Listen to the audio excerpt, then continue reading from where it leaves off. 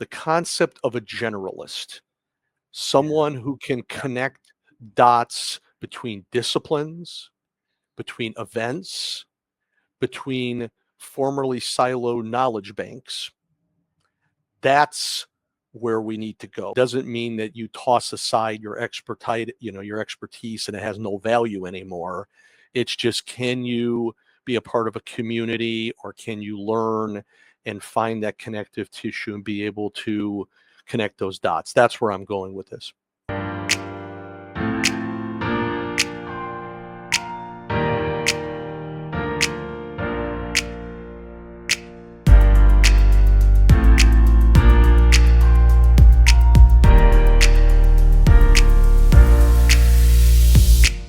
Good morning, good afternoon, good evening, wherever in the world you may happen to be. You have tuned into Clocktower Advisors Talk About Your Community, the show where we bring in a variety of thinkers and writers and community builders who have a perspective on what it means to get together and build spaces online, offline, and my favorite, those that combine the best of both of those worlds. Today, my guest is a return guest to the show, Mr. SJ Barakony, who is a workplace futurist, I guess would be an accurate term to apply. I think last time around you came in as our education Sherpa, but your organization is called Sherpa Solutions, and I am very interested in knowing a little bit more about some future workplace trends, how those might impact the ways that we build collaboration spaces for workers, and in online and offline, and maybe some of the broader trends around how technology is impacting us as humans these days. I think it'll make for an interesting conversation. SJ, welcome back to the show. Well, thank you so much for, first of all, the initial invite, and then we kept in contact, and then it seemed like the timing might have been right to have a sequel, right? And a good sequel, you cannot count out. Just think, folks, The Godfather Part 2, right? That's right. That's right. So, or Jaws, maybe. Right, Indiana Jones, the Temple of Doom. We can go back and forth and ping pong this one for a little while, but we certainly won't, because we have some other stuff to talk about. But thank you so much for having me here, and I'll do my very best to bring some counterintuitive, some fresh thinking, some nonlinear stuff to the table. So again, thank you. It's one of the things that made me excited to bring you back on the show, because I appreciate people who are, and I mean this in the very best way, original thinkers and nonlinear thinkers, and people who bring unconventional approaches and perspectives to their professional lives and the work that they do. And so, for me, it was quite selfishly an opportunity to have another exciting, interesting, inspiring conversation with somebody that is not just thinking unconventionally, but thinking deeply about the nature of work and sort of where we're going societally, globally, and maybe even boiling things down to what's happening in the U.S. At the moment as well. There's a lot to unpack, right?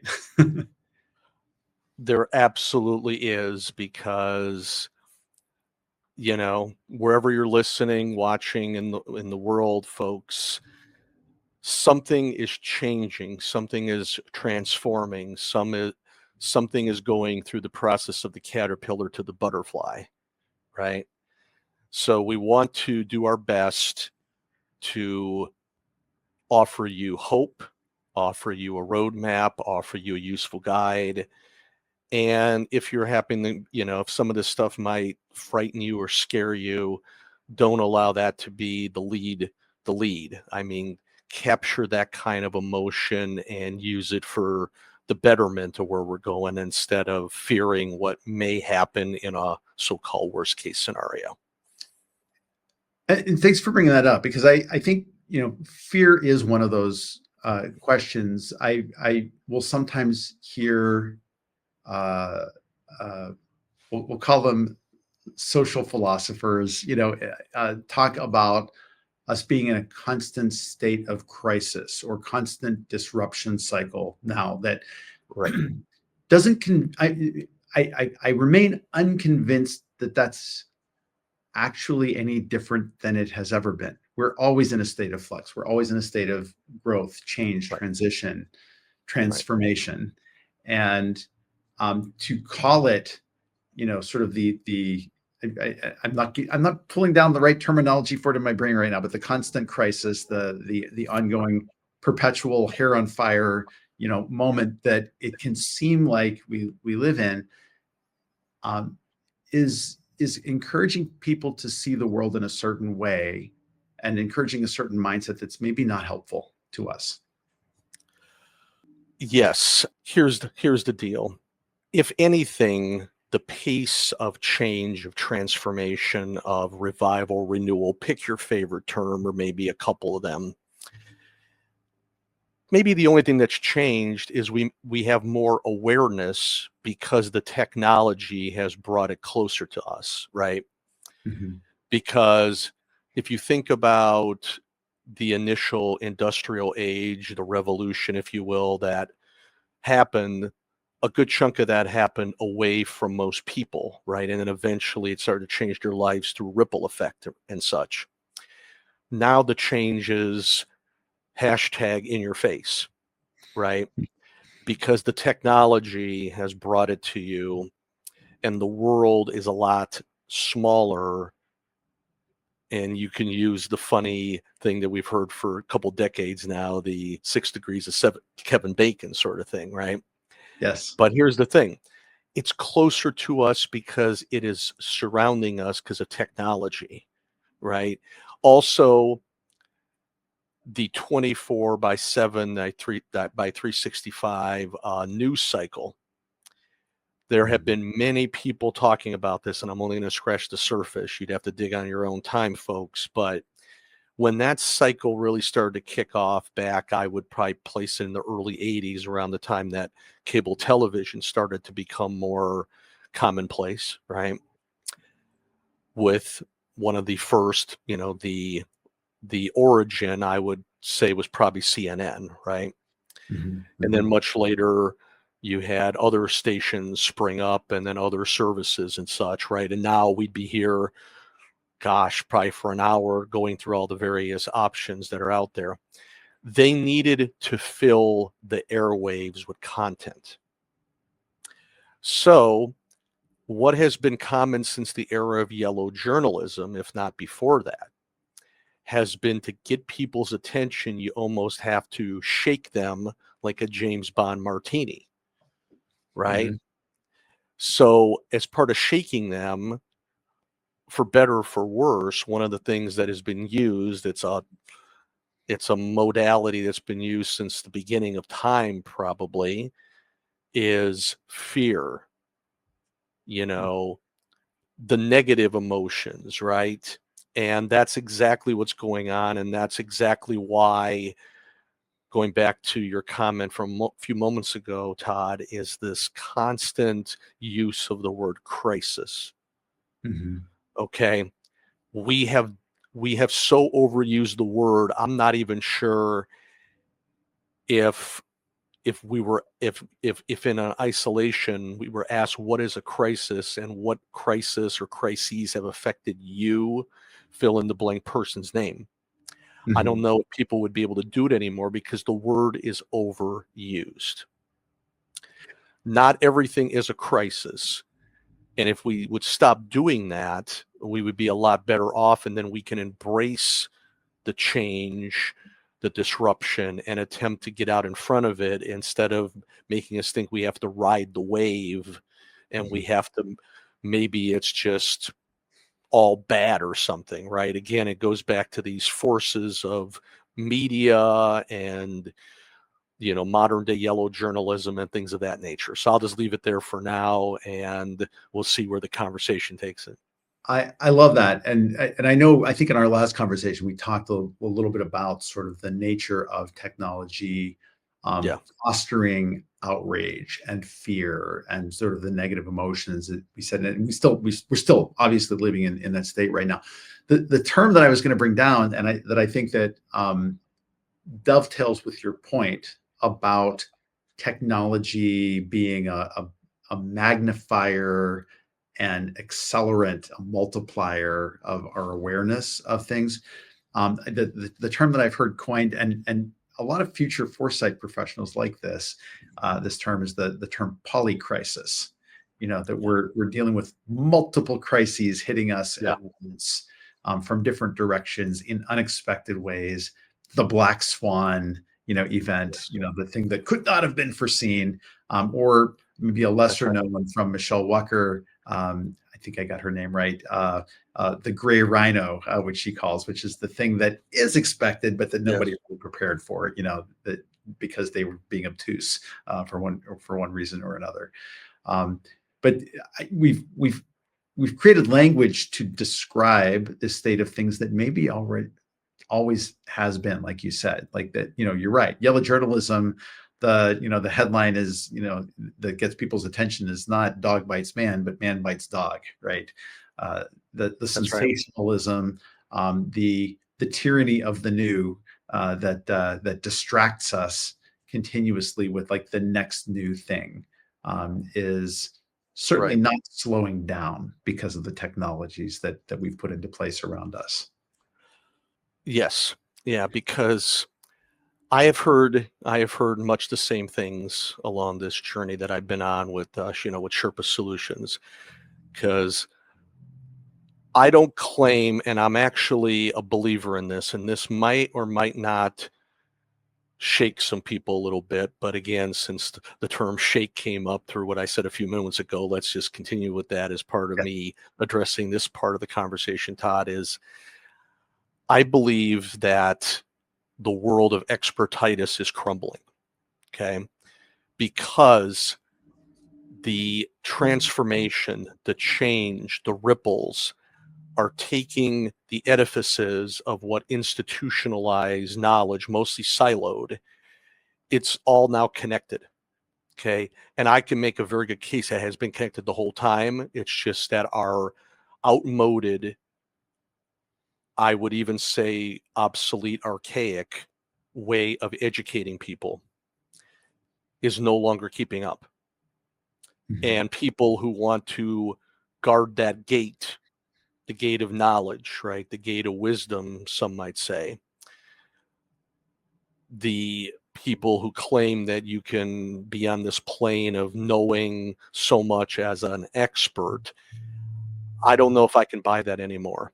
Okay, I'll leave it to your audience, to come to their own conclusions, because I don't claim that I have all the answers. I don't think a single person has all the answers, with the exception of if you want to call the magic 8-ball a person. But yes, so that is where we are, right? So institutional knowledge is being open to more people. So the guards, the so-called experts, are starting to say, oh my goodness, I don't know if I even, they're starting to be doubted. And I think that's a part of the growth of how we are now have this technology at our fingertips, so we can get those answers and we don't need them anymore, right? But at the same time, they're not just going to disappear, because sure, they built up their entire professional portfolios, their curriculum vitae, their resume, whatever way you want to sum it up, their portfolio. They've built it all up, and they're not just going to step aside, right? But that's why some of the changes, the polycrisis approach, that's why these people are filling the airwaves, right? When something comes along that maybe they don't understand because they have been siloed, they're going to claim it's a crisis, but it actually may be in the end very positive, right? Mm-hmm. And see, and there's so many things happening all at once. That's why poly is many, right? Mm-hmm. And again, we'd be here all day if we attempted to sort through these many, the poly, right? What is at the time of this recording, right? Late summer, early fall of 2025, right? Someone watching this a year from now, it may be very, very different, right? Or it may be a continuation of what's happening. It's hard to say, right? But again, my advice to sum this all up is to say this: seek as much information that you can transmute into knowledge, and then hopefully there's wisdom somehow inside of this larger whole, right? And I'm not sitting here saying that someone who is calling themselves an expert by default doesn't have the answer. I'm not saying that. I'm just saying come to your own conclusions where possible. Stretch yourself a little bit, because here's the thing. It's right at our door now, right? Because of all those forces we talked about 5-10 minutes ago. So I'll just leave it there and say, don't depend on others as much as you depend on your own internal compass. And there's also people out there who are future foresight people. I'm in a community called the Gray Swan Guild, for example, and we talk about some of this stuff, including black swans and things of that nature. And then I do some of my own stuff as well. So we'll stop right there, because there's so many different angles, so many threads we can pull. I'm going to leave it to you as the host. I'm going to leave it to you as the host. I don't know that I'm going to do a responsible job of this, but so I want to dig into the expertitis concept a little bit, because right. There's a part of me that says, well, okay, if someone has spent their life being a bodybuilder and building muscles and going to the gym and doing the reps and they've got the bulk in that space, are you and you've got something heavy you need lifted, are you going to go to that person or Joe down the street who's sitting in his lawn chair and drinking beers? Like, I think there is value in expertise, and I don't think you're saying there's not value in that, but I think that I'm wondering if, and maybe we'll have a disagreement about this, but I'm wondering if it's not so much that the ivory towers need to come down, but that the experts need to come down from those ivory towers and have a more expansive contextual view of the world than just living in their own silo of expertise. Bingo. Okay. I am with you. I am with you on the latter. When you stay in the metaphorical or maybe even physical reality, depending on circumstance, the tower, that's where the issue is. You need to come down from that, because the so-called commanding heights, and there's been a couple authors, the one that's sticking in the back of my mind, and I don't have the book anymore, is I think it was Fukuyama. Okay. Years ago, I read a book by Francis Fukuyama, and he talked about, I think it was him talking about the commanding heights, right? I don't see that anymore. We got to get off of the commanding heights, and we got to come down, meet people where they are, right? Share what you know. You have put a lot of effort into whatever you believe to be your your expert stance, right? But where I'm going with this as well is the concept of a generalist, someone who can connect dots between disciplines, between events, between formerly siloed knowledge banks. That's where we need to go. So even if you are connecting dots and your specialty, your expertise is in, say, economics, do you have the ability to draw and find the connective tissue that connects economics to entrepreneurship to the rise of corporatism to the impact on the family? Bing, bing, bing, bing, bing. Can you do that? A generalist has a lot more ability to do so. Someone who's more polymathic, someone who's cross-disciplinary. That's what I'm saying. It doesn't mean that you toss aside your expertise, your expertise, and it has no value anymore. It's just, can you be a part of a community, or can you learn and find that connective tissue and be able to connect those dots? That's where I'm going with this. And the reason I wanted to point this out, because I think right now there's a trend of distrust in, and sometimes rightfully placed, in expertise, in institutions, certainly, and a dismissal of people to say like, oh, well, they're elitists, that they. That's right. I wanted to parse it because I think you're making a very different point, which is not that we're throwing that expertise away. It's just we need that expertise in context. We need people to be better generalists in the world, which I 100% agree with you. Like right. If you go to a specialist doctor, an oncologist, they live in the world of oncology, but asking them to think more broadly around skin disorders or the vascular system, or beyond their understanding of like what is causing cancer, in somebody. A lot of them are just ill-equipped to think in that broader, more expansive fashion. And so two things out of this.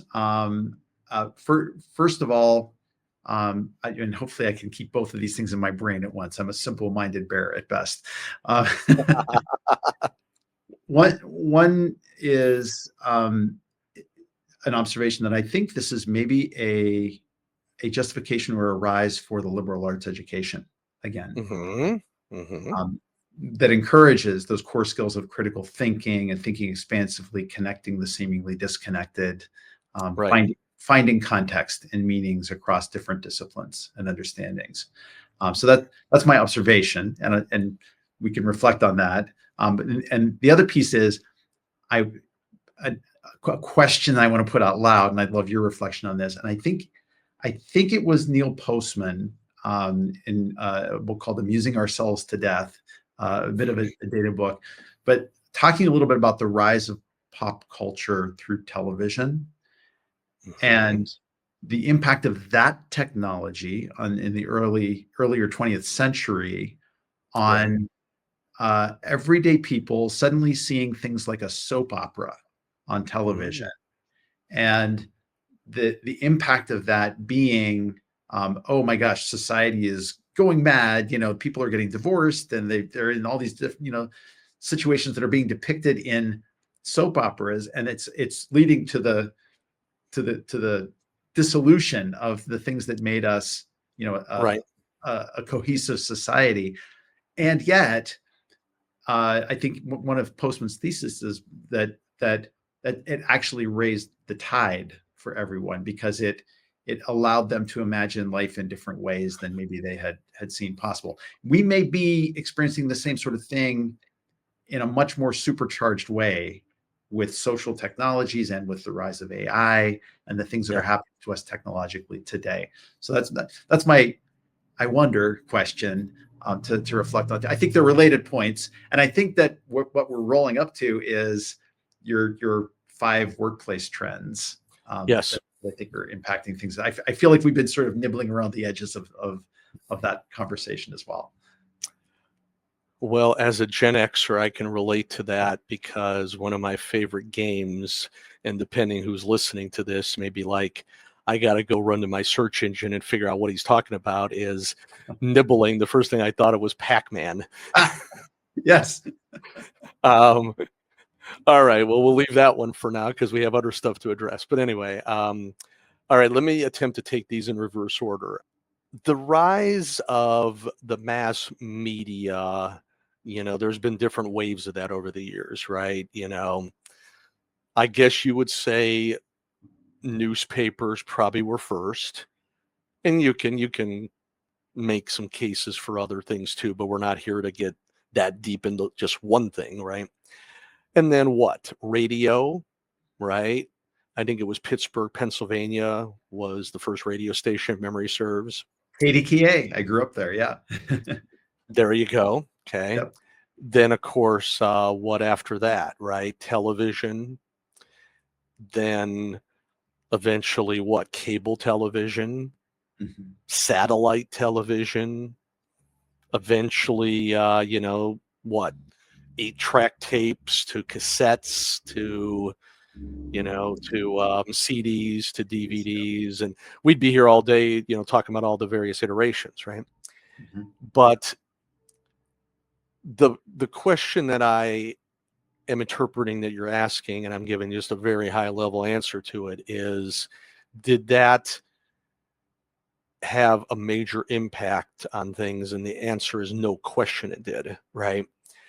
Some people even use this term, and I'll leave it up to your audience if it's a real thing or if it's, what is that called? The Mandela effect, I think they call it, right? Is there such a thing as predictive programming? I don't know. Maybe there is, right? You watched a movie and then 5 years later, 22 years later, it became real, right? I don't know. Maybe there is such a thing as predictive programming. Maybe it's in reverse, right? So there's a huge impact primarily from television, right? And you go back to what I was saying earlier, if you're a boomer or an Xer, you'll probably remember the beginnings of headline news and CNN and all that. And then eventually other channels joined the fray, right? Now these days with streaming and such, I've even lost count of how many of them are on the air constantly, right? And they need to fill the airways with something, right? So people have been deeply impacted by that. So that, I think, pretty much hits where you were going with that second question. Did I pretty much cover that? Yeah, absolutely, man. Yeah. All right. Now let me hit the first question, and then we'll get to the trends, right? Is liberal arts. Oh, this is a biggie. Again, I'm only going to be able, because we have some time constraints here. This is not a long form 3-hour podcast like, whether you like him or not, Joe Rogan set the standard for long form podcasts, right? So it's not a 3-hour podcast / video thing here, So I'm only going to be able to hit this high level. But here's the thing. When you look at the future of education, which we'll just hit just a bit here today, right? Unless there's a later question. I believe there is one, and there's more than one, but for now, we're just going to leave it to one thing missing from that. And that is, I think too many people are writing off the liberal arts, and that is a mistake. Okay. Because the liberal arts are the best vehicle when it comes to credentialized learning. We're not talking self-directed learning here, right? If you are pursuing any kind of credentialing, I would still go all in on the liberal arts. And this is going to sound really counterintuitive to what a lot of other people are saying. It's because they're not seeing the whole picture. Okay. What was that old, what's that old little story, right? That little, I guess it's a live metaphor, Todd, about how 4 different people felt different parts of the elephant. The 4 blind people Yes. are feeling the different parts of an elephant, and one of them says, "Oh, it's a snake. a snake." And It's a tree trunk. Right. That's what's going on right now with so-called education, especially the credentialized type, right? It's meant to be a signal that you supposedly can handle fill in the blank X. You can go into this profession and the signal is flashing green light. This person can handle it, or at least a yellow light if they just barely passed or whatever, right? But those lights are now malfunctioning, because if you attempt to silo information and focus just on one thing, or a combination thing, like when it comes to an acronym like STEM, and then AI comes along and says, STEM, hold my beer. Okay. Don't do that. This is where you're going to want to run the opposite direction. Run towards things that help you to be more of a generalist. It doesn't mean that within the generalist philosophy, you can't have 1 or 2 things that you specialize in. Sure. That's fine. But can you connect the dots and find the tissue and be able to say, okay, this policy, when implemented, will have this first, this second, this third order effect, right? Because if you just say, run to STEM, folks, you're Generation Z, you're the Zoomers, You have to learn how to code. You got to learn science. You got to learn technology. You got to learn engineering. You got to learn mathematics. Then all of a sudden, generative AI shows up and says, like I mentioned, one more time, I'll say it, hold my beer. Okay. Yep. Let's go back and finish off the rest of the question now. And that is, again, I am a liberal arts fan. Now, full disclosure, you look me up on LinkedIn, my primary platform. I went to a liberal arts university. So could you say I have some bias? Yes, but it's not recency bias, folks. When I graduated, I had stone tablet for my degree. It was back in the 90s. Ha ha ha ha. So Same here, brother. Same here. Yeah. so do I have some bias? You could potentially say I do.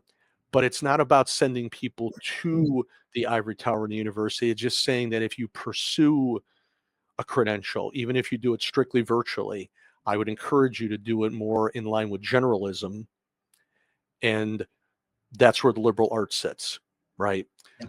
Because HIGHER education and HIRE education should not be confused, but 9 out of 10 people do it. So we'll Sure. leave it on that note for now, and we'll see where we go with trends or whatever. So back to you, sir, to tee me up.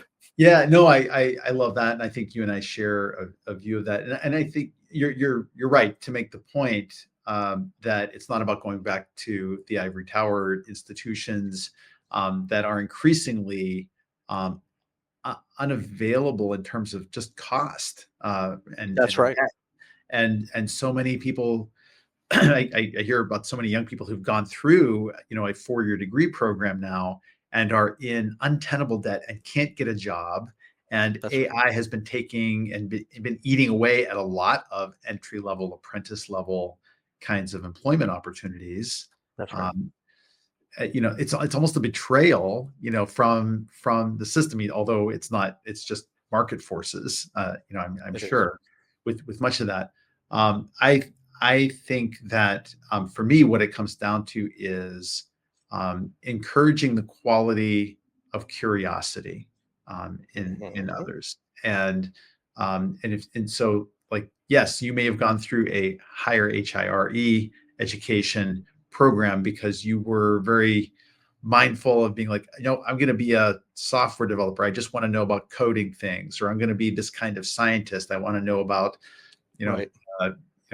chemistry, or some specific discipline, discipline within a discipline, something That's very niched, very, very siloed. That's right. Fine if that was what it was, but if you don't remain curious, if you don't try to keep getting out of that particular narrow valley that you dwell in, I think that your economic viability is threatened around that. It most certainly is. And that is where the conventional institutions that have been, I guess I'll use the term push and pull in some respects. They've been pulling people towards them, and they've been pushing as well, right? They have to come to a realization that you cannot confuse the two types of education spelled differently, higher and higher. I am a huge advocate for HIGHER, as if it wasn't obvious by now. I'll just state it point blank. That's where I believe we need to be almost exclusively, because HIRE can come out of that if you define it and offer the right product, because we're productizing the transference of knowledge, the services being provided by people within the institution, whether they're professors, whether they're TAs, whatever they are, right?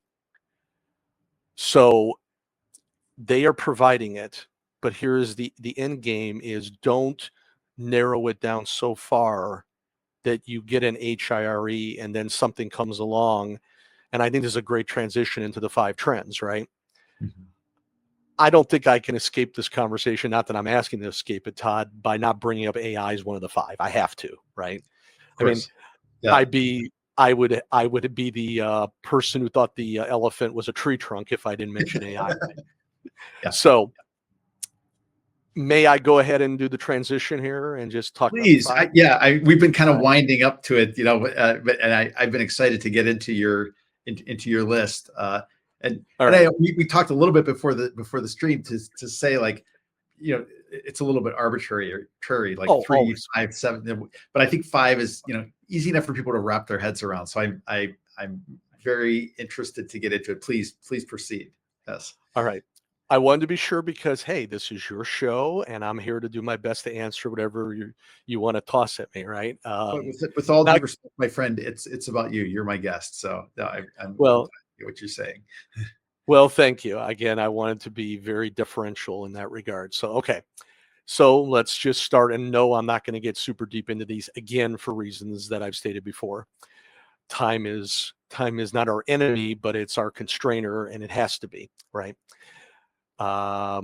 If you do want to attempt to be, Todd, the new Joe Rogan or whatever, we'll have to do a 3-hour one some other time. All right. So here we go. AI. I'm not going to spend a lot of time on this because there's so many people talking about it, but that has to be one of the 5.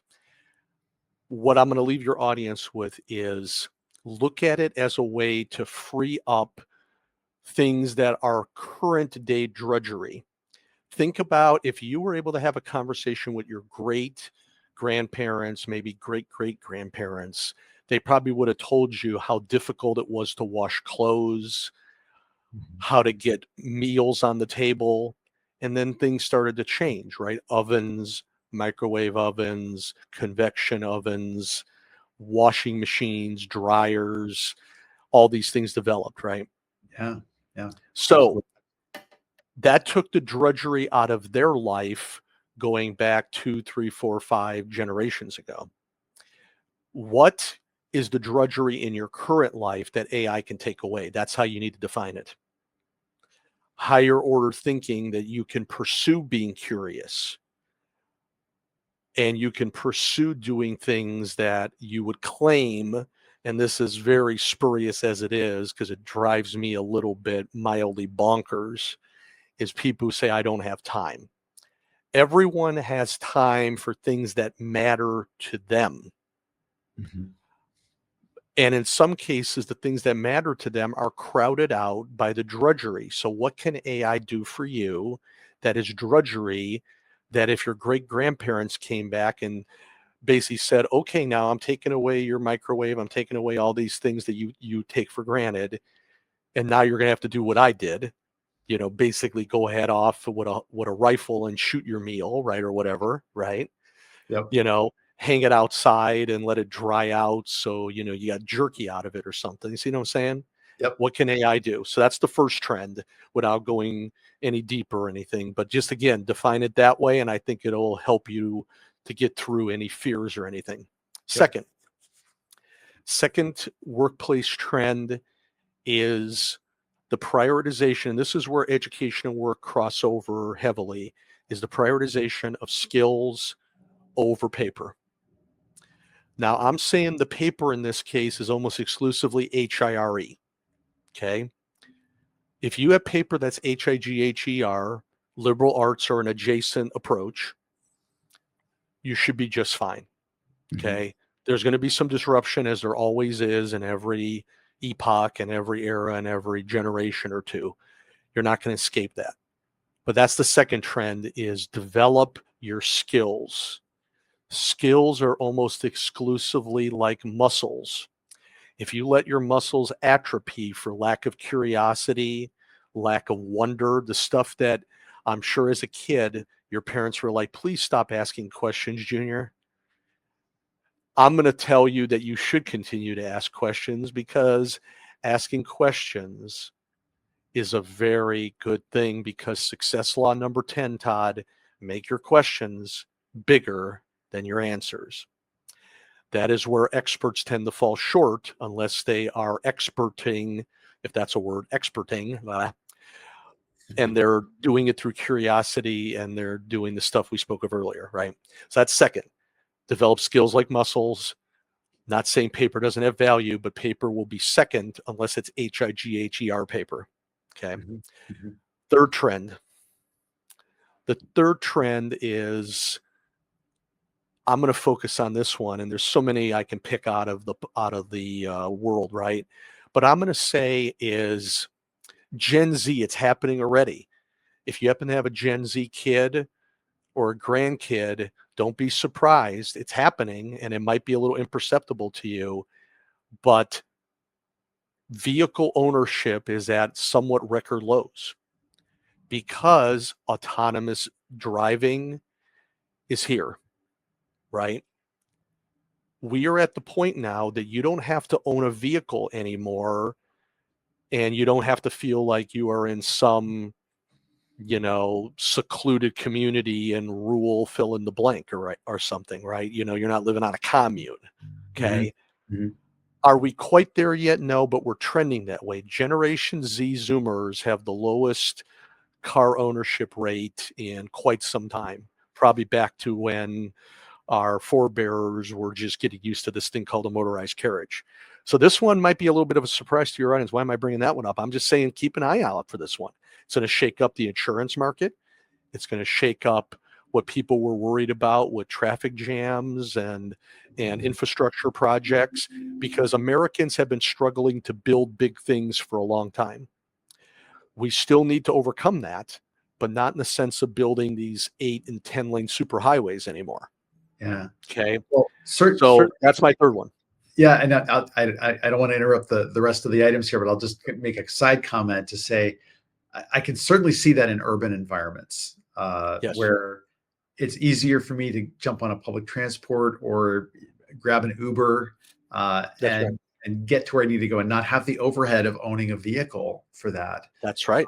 Ride sharing services, any of that is a lot more available in urban environments. I think it's still filtering down to some of the rural settings, but it's right. You're right. I think it's going to happen. I think it's going to be autonomous vehicles being able to call a ride rather than needing to pay the insurance for a car or a truck or whatever. Yeah. Right. So that rite of passage that your audience, I went through, I'm sure you went through at 14, 15, 16, and then beyond that 5 or 6 year window, it's not going to be as big of a deal anymore. Right. And again, absolutely, I didn't mention the urban, suburban, rural things sort of in that order, not in the sense of prioritization, but in the sense of simple geography, right? If you live out in a small town in, say, Iowa or a small little town in Texas or something, I'll just pick 2 quick examples. Sure, there's still a lot of value in having a truck, having a vehicle. Sure, I'm not sitting here saying it's going to go away tomorrow. No. I'm just saying keep an eye on it, because autonomous vehicles, and then I'll even extend it and say a part B is the use of drones for delivery.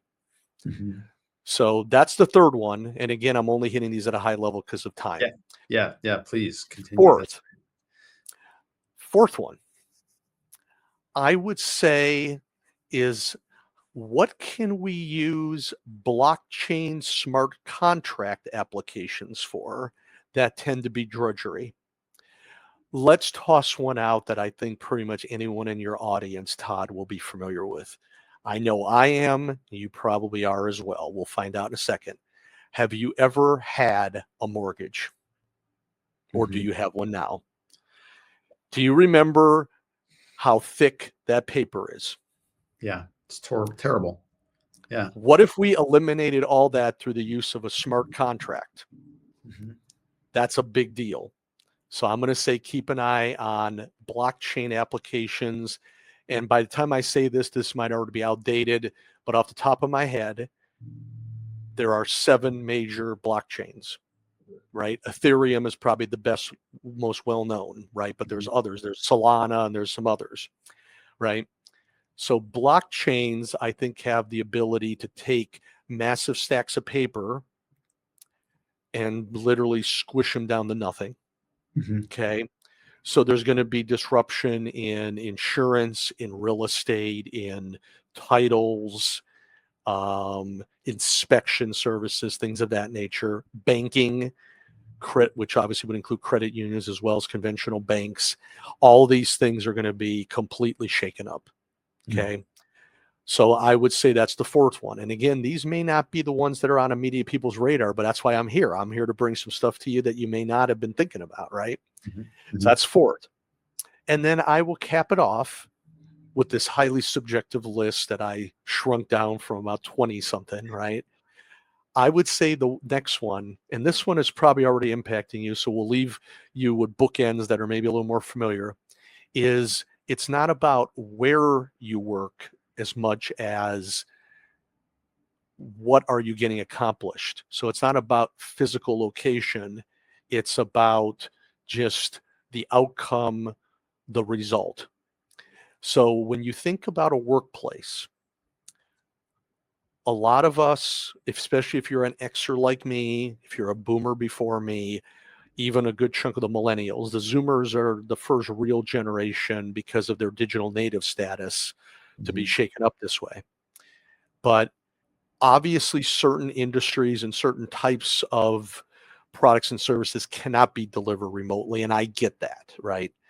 I don't know of a way you can do a haircut through a digital Right. portal yet, right? I don't know if that'll ever happen. Who knows? I won't rule it out, right?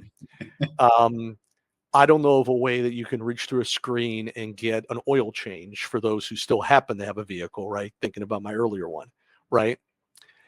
But you think about things that used to require these huge skyscrapers, and people got worried about environmental impacts and such from these things, and they should have to a certain extent without turning it into, again, a crisis. We don't need any more of those. So bottom line is that will become less important because I am keeping track of utilization and things like that, where if you just listen to major media sources, you're thinking everyone's going back and it's over. No one is going to work from home anymore. Not the case. If you're a top 50, top 100 company, you have become so bureaucratic and insulated, you probably are attempting to turn back the clock to 2018 or 19.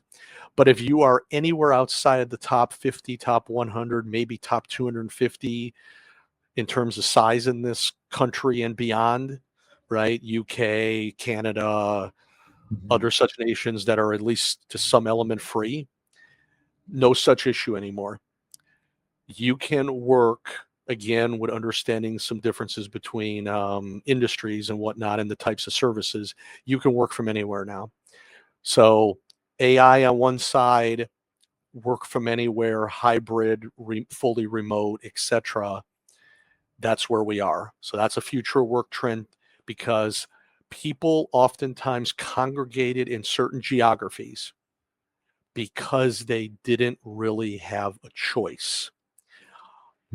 If the family unit, going back to bowling alone and other such things, civic issues that have in some cases ripped apart social fabric and cohesion, if this was not an issue in the past, maybe families and other such institutions, bowling leagues and golf leagues and such, wouldn't have been, library, book clubs, things like that wouldn't have been as ripped apart and made to be almost irrelevant anymore, right? Because it was all about you had to be close to where you were working. So this number 5 is a big deal, right? For a good chunk of the working population. Again, I understand there's always going to be exceptions, and I'm not sitting here saying there won't be. Okay. So we'll leave it there, again, keeping it semi-high level because, again, we're not here for the long stretch of the podcast, right? So with that said, I'll leave you with those 5, and we'll see where we go with it. Go from here. Yeah, no, I think that's it's wonderful, and I'm mindful of our time as well. We have a constraint, to be under here, but this is deserving of a much broader conversation around these topics. So this may end up becoming maybe a little bit of a series for us if you're open to that. But I think each of those 5 areas we could dive in a lot more deeply on, as topics. And there's a book worth of content, in each one of those conversations. I certainly relate to trend number 5. I've just celebrated 10 years of my business, Clocktower Advisors. As an independent consultant, working in, with organizations that want to build online communities, I've now been able to run my own show, for many years and make a living at it.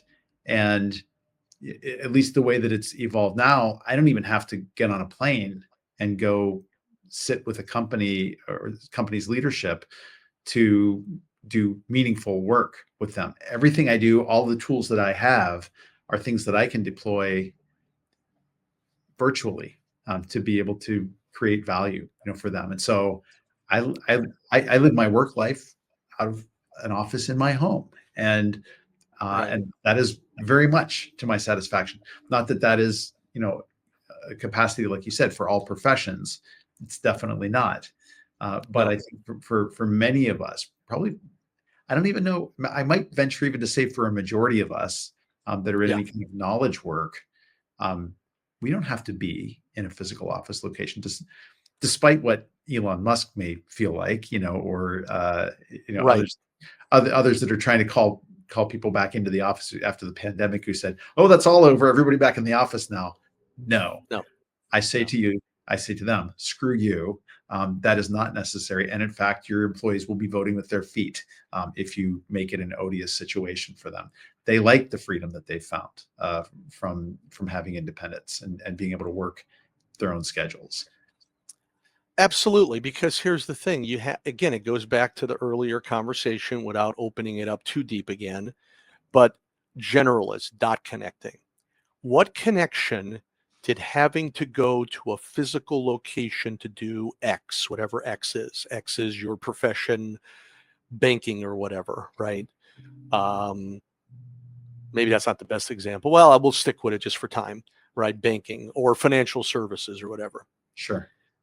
What we were connecting dots and we're thinking like a generalist, more of a liberal arts approach, that HIGHER. What impact did it have on the formation and the perpetuation of family? Big deal, right? Mhm. What impact did it have on those who rightfully, from a social enterprise perspective, social impact perspective, have on the environment, right? Consumerism, the creation of debt instead of more of an investment mentality, a production mentality, instead of consuming everything we want and then tossing it aside, right? All of these things were offshoots of the physical proximity that we had to have for our chosen profession. And now, if we can unravel this, it changes things. People can live further out in the country, right? And yes, going back to my earlier point, one of the other five, yes, you would probably certainly still need a vehicle for that, but there will be a time in the future that you'll be able to summon an autonomous vehicle or something, right? Right? Or get a drone delivery way out there in the country, right? It's like, oh my goodness, I can get my Amazon out 50 miles from, Houston, Texas or whatever, right? Right. Right. So anyway, so no, this is some very real things, and I'm going to encourage tying my earlier topics all together here and looking for that singularity, looking for that thread, because this stuff that we discussed today, Todd, is not meant to be taken in isolation, because it it wouldn't have as much impact, right? So I'm going to encourage people to find ways to connect our Q&A on these various themes and such together, because there is a lot of overlap. There's some serious Venn diagram going on here. I'll just leave you with that. Yeah, yeah. I love that, and I think that's probably a good note for us to wrap things up on today. That's Um, right. because I think it comes back to one of our earliest points about technology as an accelerant or a magnifier of things. It's, because we're, as something uniquely human, is we create tools to make our lives better, to get rid of the drudgery, to do things more Right. efficiently.